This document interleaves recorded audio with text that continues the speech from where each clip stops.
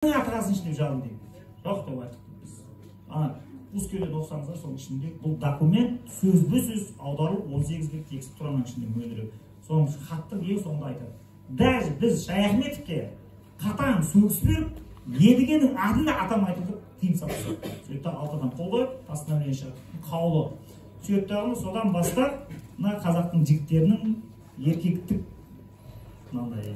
қаһармандық қасиеттерінің жайлап сол қыздар сіздердің қазіргі қазақтың жігіттерін араласқанда бұрынғыдай джентльмен жігіттерді, мәрт жігіттерді көре алмайтын себебіңіз бұлардың ішіндегі еркектік қабілеттердің бәрін қашап жаңғырып жіберетін, бұларға жігер сыйлайтын жырларды оқуға, зерттеуге тыйым салған. Әшіреп Бумит деген Стамбулда бір ғалым бар, Алматыныкі, алтын орда кітап жазып отыр, кабинетіне бардым, Стамбулда жоқтым. Сол айтады, осы тыйым салды ғой дейді, кейін өліп қалды ғой дейді, 53 жылы, Сталин мынау 52-де отыр. Дейді 57 жылы Пәленшеев деген тарихшы атын айтып ұмытып қалды. Сол дейді Москваға барып Қазақстан тарихын оқытатын бір концепция сөйтіп дейді, мынаны былай оқытады. Сөйтіп еді дейді, ішінде алтын орда дәуірін зерттеу деген пункт қосып ана ғалым дейді. Қырсық дейді. Алматыға қайтқан кезінде, пойызбен келе жатқан кезде, Сәке, сен түсінесің ғой да советский чайдың не екенін. Советский чай ішіп қойып, өліп тағы дейді. Ішарып, шалқасынан түсіреді. Сонда мен ойладым дейді. Алтын орда дәуірін кіргізген үшін ана шалқасынан түсірді ғой, көйін дейді. Шынымен де оның ардына Юдан келіп мәне Юдин деген ба, біреуді әкеліп та қол қойып тағы Қазақстан тарихын оқытатын сол маман болды. Сөйтіп алтын ордадан тырп қырып алып жақты жүрді. Содан бастап, 53 жылдан бастап қазақтарға баласының атын Едіге деп қоюға тыйым салып тастайды. Сондықтан сіздердің қазіргі Оралда көрсеңіздер Қазақстанда Едіге деген балдардың қарасы 2002 жылы туылған балдар. Сен 90 жылғы Едіген таба алмайсың, 80 жылғы Едіген таба алмайсың.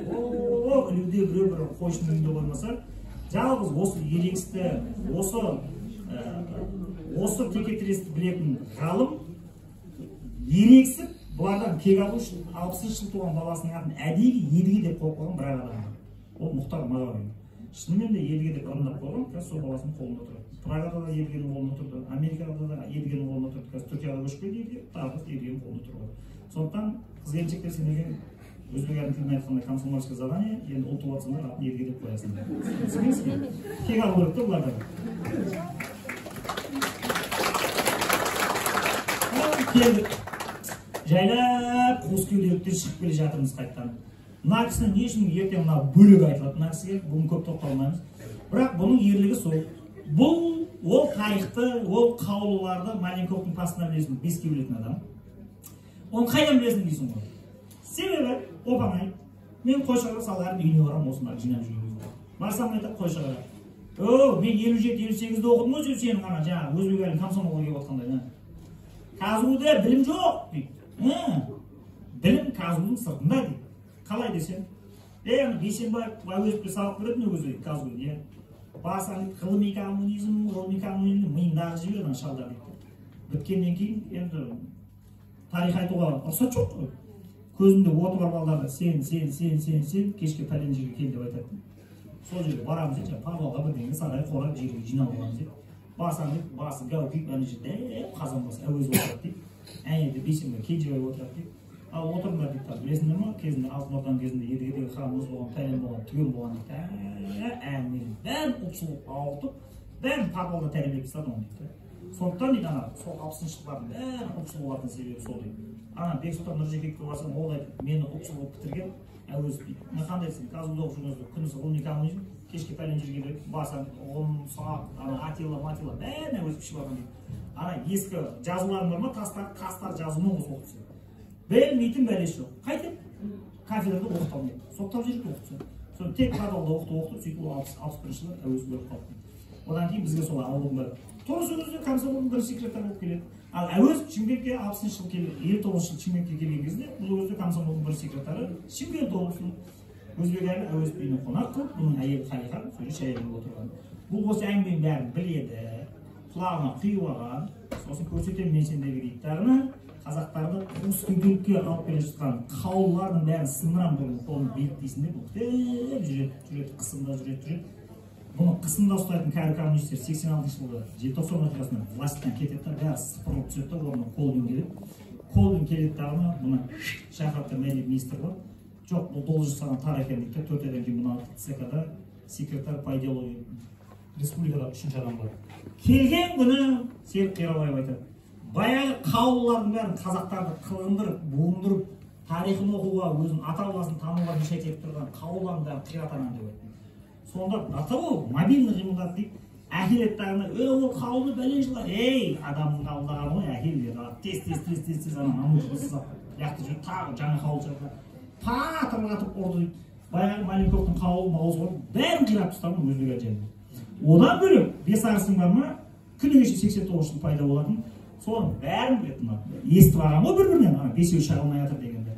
Соның келеді дағыны, ал бесеу нақтырайық дейді десе, біздің тағы да көкірегімді құндықтап толтыратын Міржақыбың, Шәкәрімнің, Жүсіпбегің, Ахметің, Әлиханың бар ма, солардың бәрін бұлар біледі. Енді істейін десе 89 жылы. Солардың үстінен арыз жазған адамдардың жартысы тірі.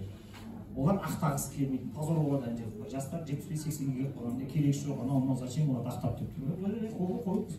Сөйтті комиссия болады, жартысына жастарды кіргізіп қояды. Сөйтті давай дейді тағын әнжелдің жеңіп. Бірақ бұл даналықпен шешкен. Қалай даналықпен шешкен? Тыңдаңыздар мені. Қалай қимылдайды? Қазір сіздер мынандай нәрсені көресіздер, пәленшенің үстінен арыз жазған. Түгеншенің үстінен арыз жазған. Ол құрту керек деп атады ғой. Мұнан өзбек әлі ондай ақмақтыққа салынбайды. Мен Мырзатай Жолдасбектің үйіне барамын. Мырзатай Жолдасбектің үйіне барсам айтады, ЦК-да бұл секретарь по идеологии болды ғой дейді, мен заводилдың бастығы болдым дейді. Ана бесеуі шығарған кезде не істегенін білесің ба дейді. Бас кеңесте дана кісет дейді. Ол былай алып дейді. Әбділда Тәжібаев тіреді дейді. Әбділда Тәжібаев көкеміз 37 жылы қызды-қыздымен Мағжан Жұмабаевтың көкеміздің үстін айрап жүрген екен ғой газетке. Сөйтіп ана кісі қамалып көріп қалады екен. Әбділда Тәжібаев Мамерадин ақын болып Қазақстанда тірі жүр 89 жылы. Сонымен мені шақырып алды дейді. Короче, барасың Әбділдаға, Мағжан Жұмабаевтың кітабын шығарымын ақтап, алғы сөзді Әбділда жазатын болсын дейді. Ол не үшін? Анау исповедь жасап, ақтап, ана әруақтың алдында күнәсін тазарып кетсін деген ана бір коридор ашты дейді. Егер үйтпейтін болса, ананы бәрі текпейін деп тұр ғой, оны маған сен жасасың, кітап шығатын болса. Сосын бар сөйлес деп айтты дейді. Мырзатай айтады, бардың Әбділданың үйіне отырғызып қойды дейді, көкем. Помнишь, 37 жыл, қарашы, тарих деген қандай. Барасың, 37-те бәрі жазылды, ақылды, ұмытылды деген сияқты. 89-да сен әлі тірісің, өлген жоқсың, күш қуатың бойыңда бар, и сенің разбор болып жатыр. Көкем, Мағжан Жұмабаев қайтқан шығар. Не істейсің, алысып жасасың ба? Сонда да Әбділда Тәжібаев дейді, мүйеннен таяғына елін сүйіп алып, көзінен мөлт-мөлт жасақып жатыр менің көзімше. Ондай шанс болса, кәнеки Мырзатайжан деп жатыр ғой деп. Саған өзбек әлі шанс беріп жатыр. Сонда өзбек әлі аналарды ұрыстырмаудың барынша жағдайын жасамын, ана қағыс арқалап кетпесін. Кейін жазды, кейін бірақ кітабын ақтаған кезінде алты сөз сол жазды. Онда кемпіріне жіберді дейді, әйел зылиқат тіреді дейді. Күніге барамда, апа, осылай шығайын деп жатыр, күйеуіңіз ақталады, кітабы жиналып жатыр. Бірақ алты сөзді Әбділда жазады деп отыр, тал түсіп, Әбділда жазады. Осылай түсіндіріп, ақырында ол бір жиені келеді, ол ырын жырын ақырында қосып қойды. Сендер тыңдамай шығар. Сөйтіп, Мағжанды ақтаған кезінде Әбділда Тәжібаевке жазылатын мынау. Көрдіңіздер ғой, өзбек әлінің істеген ісі деген құдай салмасын, мынау пасынайды бәрін қирап тастаған болсын. Жібер. Так, мынау өздеріңіз көріп отырған мына наурыз. Так, бұл туралы ертең сіздерге бөлек айтылады. Ертең өзбек әлге келсеңіздер, мынаның тарихтардың бәрі қалай қайтты, қайғылы тойланды, кімдер арқылы тойланды, соның бәрін сіздерге баяндайды. 88-89. Бұнда алдын ала, басында әртүрлі сылтаулармен Шымкентте жүргенде, Торғайда жүргенде наурыз тойлаған. Концепциясын бәрін жазып портфелін салып алып, тек властқа келетін күн күтіп отырады. 88-де келген кезде сақ еткізіп Алматыда тойлайды, 89-да секретар болған кезде бүкіл Қазақстан тойлайтын кезде жібер. Мынау міне Тайқазан. Мына қазақтардың 89 жылы қайтадан дүрлеп көтерілетін кезі. Тайқазан келгенде естеріңізде шығар, газет журналдардың бәрі басып кетіп, сол кезде Қазақстанда магазинге барсаң не қант жоқ, не зубной паста жоқ, не кір-сабын жоқ, не порошок жоқ, бәрінің очередьте тұратын кезде Тайқазан келеді тағын қақпетті қазақтарға тоғыз жүрген сияқты қалып Тайқазан келген кезде ырымдар ойбай болден тоқшылық болады, жақсылық қарымдар. Шынымен де артынша бір-екі жылдан кейін союз құлайтағына Қазақстан тәуелсіздікке кірді. Бірақ жібер. Мына қазіргі Түркістан біздің нені, мұны өзбек әлін алып жібере.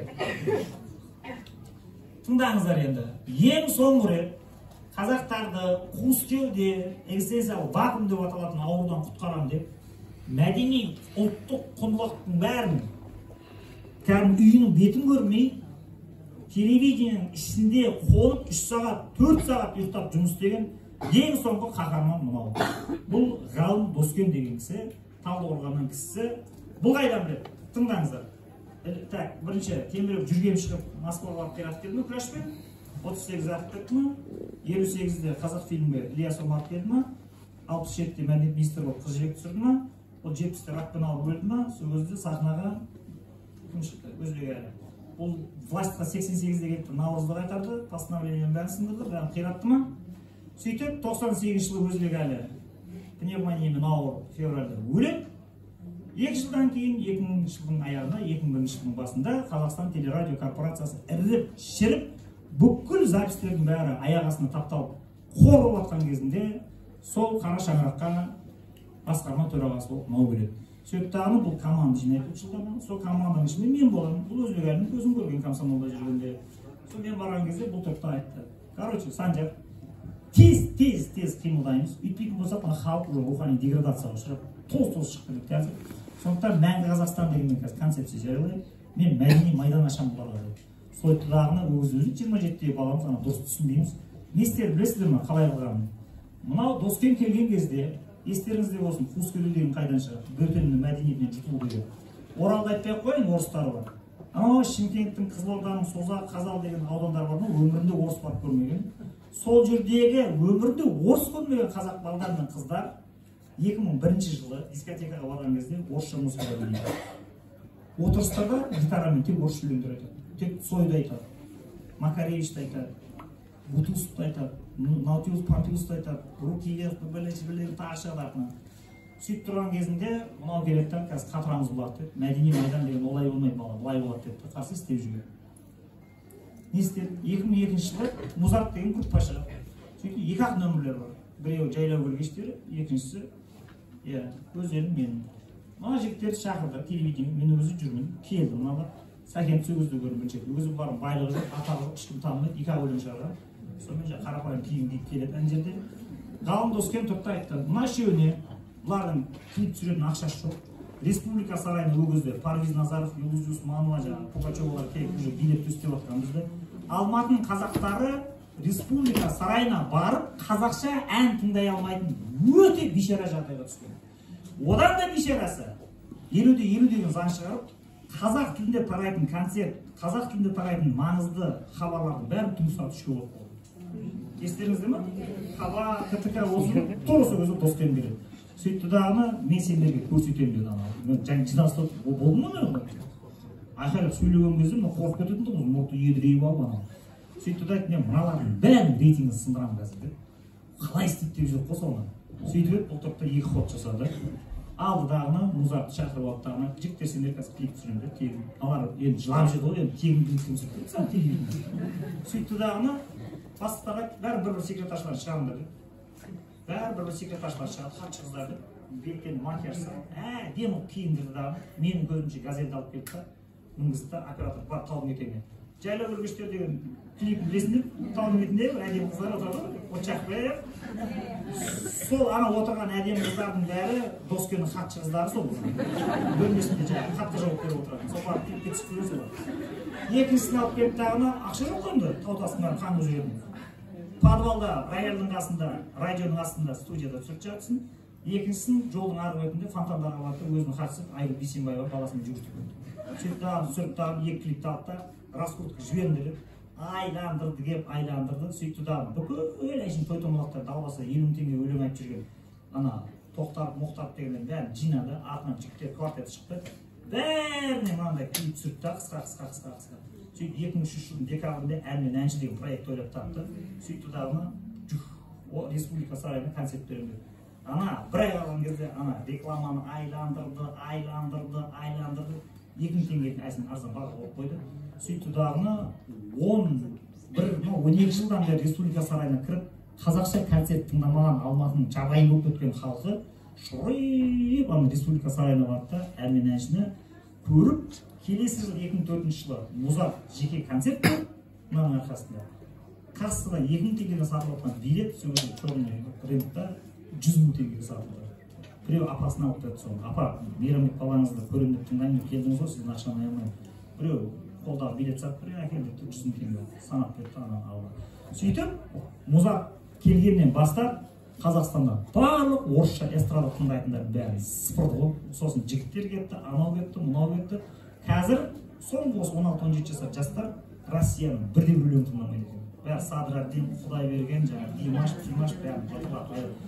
Сол поляны ұстап қалған осы сүйікті дағыны, ол іштен емес кәді. Бұдан да қызығын көрсетемін деп, мен алтын сақаға отырғыз қойды, кітап оқығандарға ақша таратасың деп.